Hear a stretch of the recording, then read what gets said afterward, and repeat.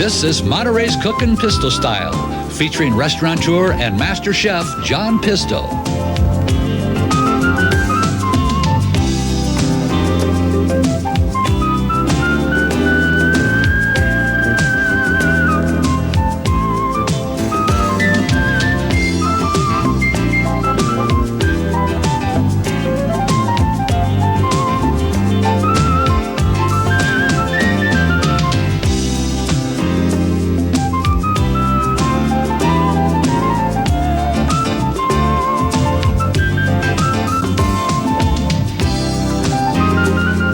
Hi, John Pisto, Monterey's Cookin Pisto Style. You know, I thought we'd do something interesting today. We'll go out to Salinas Valley and we're going to go to Mann Packing. You know, by the way, they're the largest growers and shippers of broccoli in the world. We're going to go into one of their plants and we're going to see how they process all these fresh vegetables. Okay, let's go. We're here at Mann's Packing. This is Lori Nucci. She's part of the management team here. Lori, tell us about some of the beautiful products you have here. Would you please? Sure. These are just a variety of some of the things we're shipping today. Your traditional bunch broccoli, Wow. which you may have seen out in the field. Nice tight heads. We ice this Beautiful. product to keep it fresh during shipping to the stores. And when they get it, they receive it at the store, put it on the shelves. You may see it on ice in the stores sometimes or under misters. Wow, that's incredible. Quality is just beautiful. Some of the newer trends, we have our broccoli florets, which really started in the food service industry, and we call it fresh cut. Basically, we cut the product up for you. It's washed, rinsed, inspected. You know, I could really vouch for this being in the restaurant business with 4 restaurants, with labor being with the way it is nowadays. It's, you know, it's God sent to get product like this. Just cook it, ready to go. Yep. Really convenient, especially for the housewives. No, you guys are, I bless you for doing this, believe me. Well, thanks. Yeah. And you know, after cutting all these broccoli florets, we had the broccoli stalk, and we couldn't find a market for it. And you know, it's a delicious part of the broccoli plant. It's perfectly edible. Yep.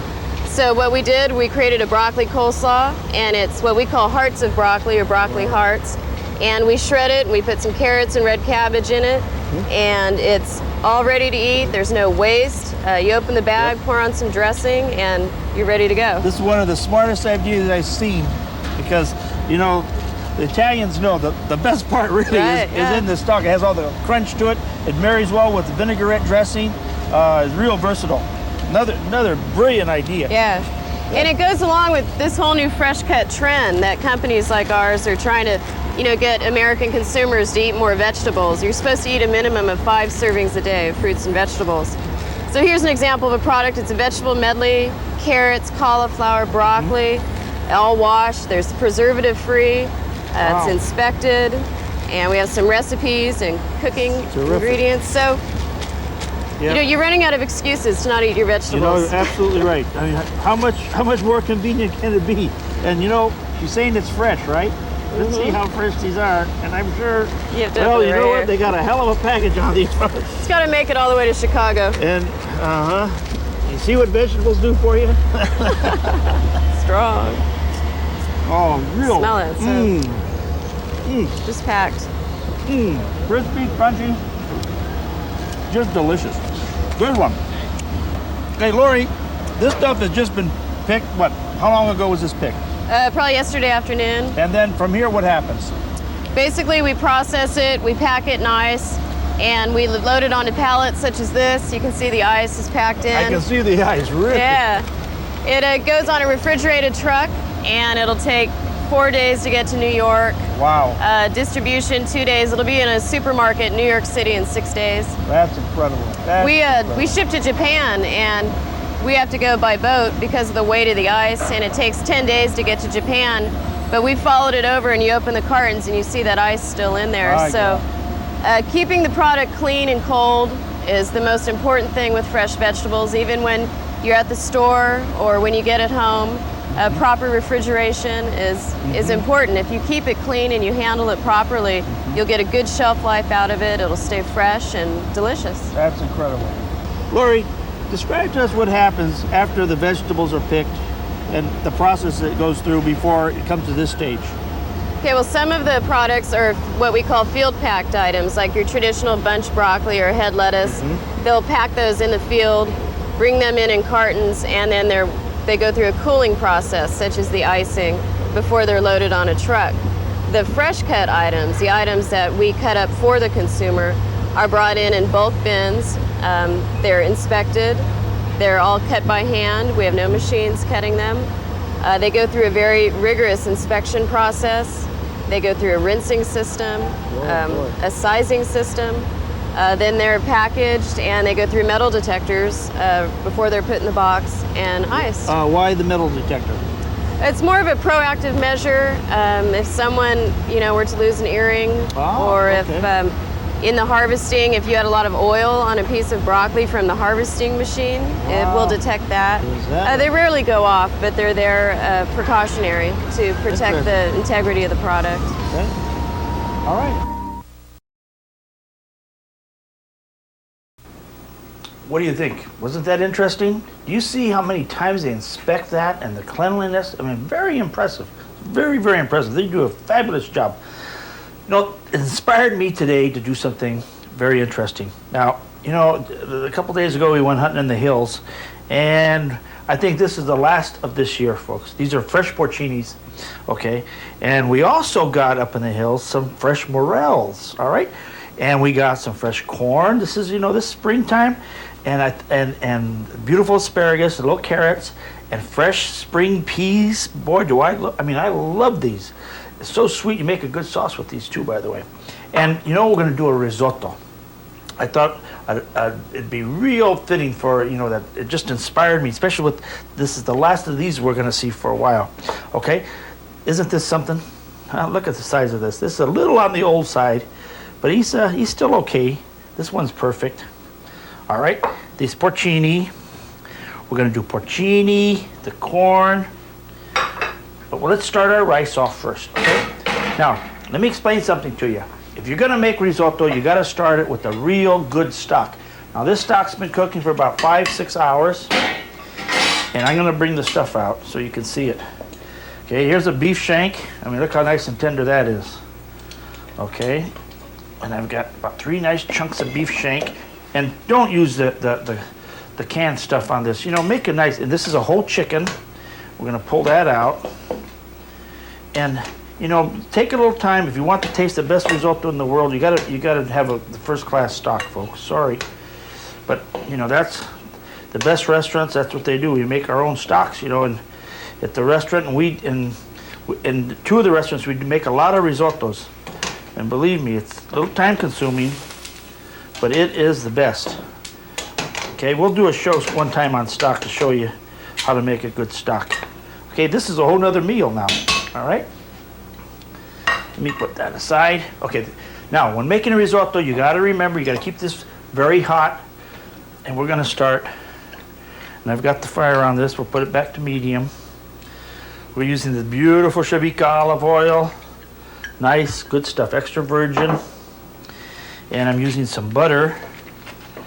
This butter looks a little weird because this is what we use at the restaurant. We get it in these 1 pound pieces, and this is the closest kind of butter that you can come to if you like the taste of the European butter. It's the real stuff. It is incredible. Okay, we're gonna throw some onion, half oil, half butter, onion, and we gotta use a short grain rice. This is an Italian short grain. You can use, believe it or not, the Japanese short grain. That's good, grown here in the United States. You can use it. It's got to be short grain. Okay. Now remember, this rice multiplies, so we can't. Don't put too much. Now this is a nice process. This is going to take a little while. Now you want to coat each rice with the oil. You want to cook the onion a little bit, and I'm going to put a couple of garlic in there because I like the garlic. Give it a little bit of extra flavor. That looks nice. And you know what? I'm going to put some pine nuts in, and I just the idea of the pine nuts with all this sounds kind of neat. So I'm just gonna add it, you know. The nice thing about risotto is, geez, nowadays we're making risotto at the restaurant with crab meat. We're doing it with assorted wild mushrooms. I mean, you can do it with arugula. You can do really risotto with anything nowadays. That's nice to see that they've taken freedom to do things, because, you know, some of these things taste pretty darn good and some don't. So I'm going to cut this up. Okay, keep an eye on this. We want this just a barely brown. And I'm going to add the carrot, to tell you the truth, just for the color. Because I want some other color besides these. We need some, and I don't think tomato would go very well with this. I just want just a little smidgen. Okay. Now, this is going to take about 5 to 8 minutes, all right?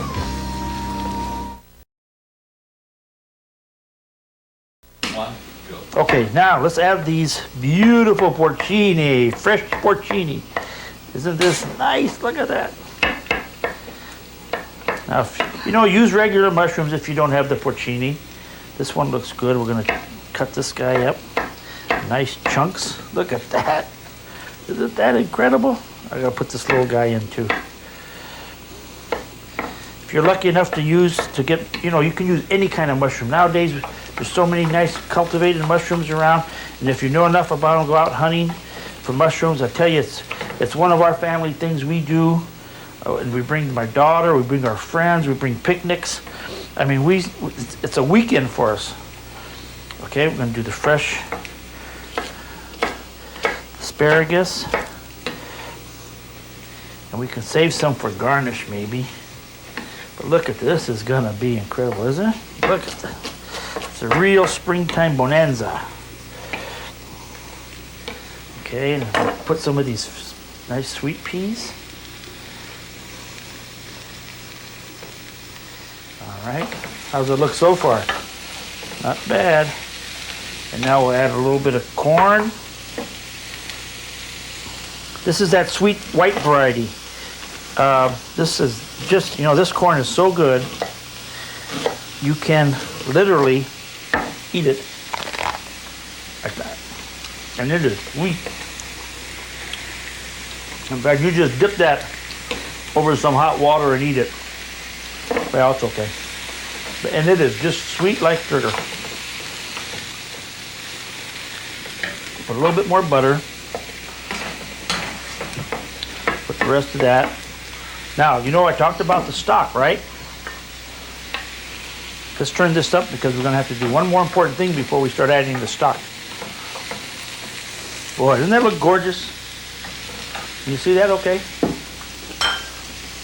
Oh. Let me move my stuff out of your way here. And let's add some of this fresh Italian parsley. We'll roll that up. Throw that in there. I got some basil here. Let's throw that in there. You know, I do a soup on my other show. We call it Clean Your Refrigerator Soup. This is Clean Your Refrigerator Risotto. But I'll tell you one thing, it's going to be good. I'll save this. I'm going to have this tonight with a steak. Sorry. Okay, now, before we start adding the stock, very important. Got to add some good white wine. Okay, I've added a lot of good white wine. And we reduce it. Now, you know, I recently read that, you know, the way you have to keep adding the stock to the risotto and keep turning and add a little at a time. There was some tests done, and they said, you know, you could kind of add all the stock at one time and let it cook, and without having to stir it so much. You know, I've tried it, and you know, I hate to say it, but it works. Makes it a little easier for you. Let's let that wine evaporate a little bit, and I'm going to add, this is some saffron. Now, saffron is that beautiful flower, you know, that beautiful color. Can you see that? You picking that up? This is going to color this, so it has that nice little, it's very strong, See how it's going? See how it's starting to turn? Salfarana. Spanish use it, French use it, Italian, Portuguese. Look at that. Make cookies. They have a color. It's also called saffron color. The robes, some monks somewhere have those robe colored, the saffron colored robes. Okay, that's going good. It's evaporated enough. Now starts the process. Okay, let it evaporate. Now, look at that. I've got a real rich soup stock in here. Okay, and this is what you do. You keep adding,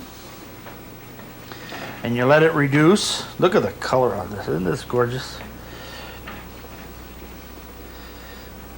We let it reduce.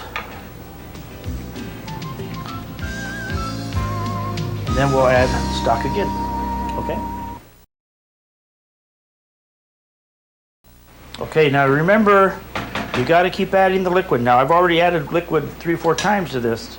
So, but I'm going to show you again. See, I let it all evaporate. And the rice grains are starting to swell. So put some more in. And each time it's about 10 minutes, and it's not even close to being ready yet. I could feel it. But as it swells, let's get a salad ready to go. Fresh oranges. Remember, we're California. We just picked these. Now what I've done is I've cut the oranges. I cut the peel off. Let me show you how to do that. Hit it from here, here, and then make sure your knife is pretty sharp. Yeah, it's not necessary to cut all the pit off. That's the white stuff, but see, if your knife's not sharp, you're gonna end up with all your orange juice all over your table. you're gonna be swimming in orange juice. Now keep your eye on this, huh?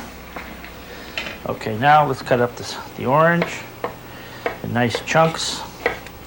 And this is a nice salad because it's gonna be real refreshing. And we're gonna put a couple of things in it for some nice color.